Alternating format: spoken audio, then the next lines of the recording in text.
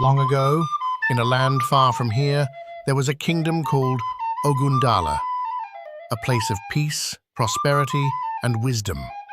But beneath this calm surface, something was stirring, something that would test the very heart of this kingdom. Ogundala was a kingdom blessed by nature itself. Its rivers flowed freely, its lands bore fruit abundantly, and its people lived in harmony.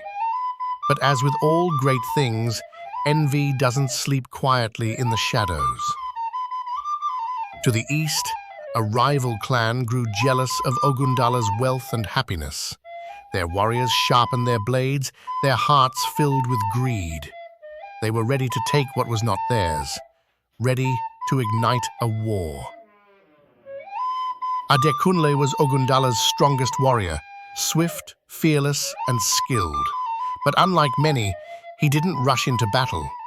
Instead, he sought advice from the Council of Elders. Baba Olufemi, the eldest and wisest, said this: "A person who uses wisdom to fight never sees his sword stained with blood." Instead of brandishing his sword, Adekunle sent messengers carrying gifts: fine fabrics, rare spices, golden bracelets, and a message of peace.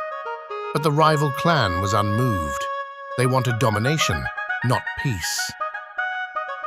The people of Ogundala feared war was inevitable. Then Mama Adeola, a wise elder known for her strength and calm, spoke to the warriors.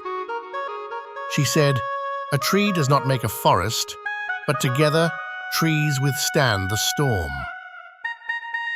Adekunle understood that alone Ogundala might fall, but united they could be unbreakable.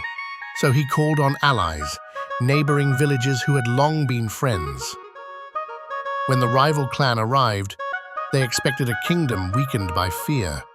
Instead, they were met by warriors from every village standing side by side. No swords were raised, no war cries shouted. Faced with this unexpected sight, the rival clan realized something profound.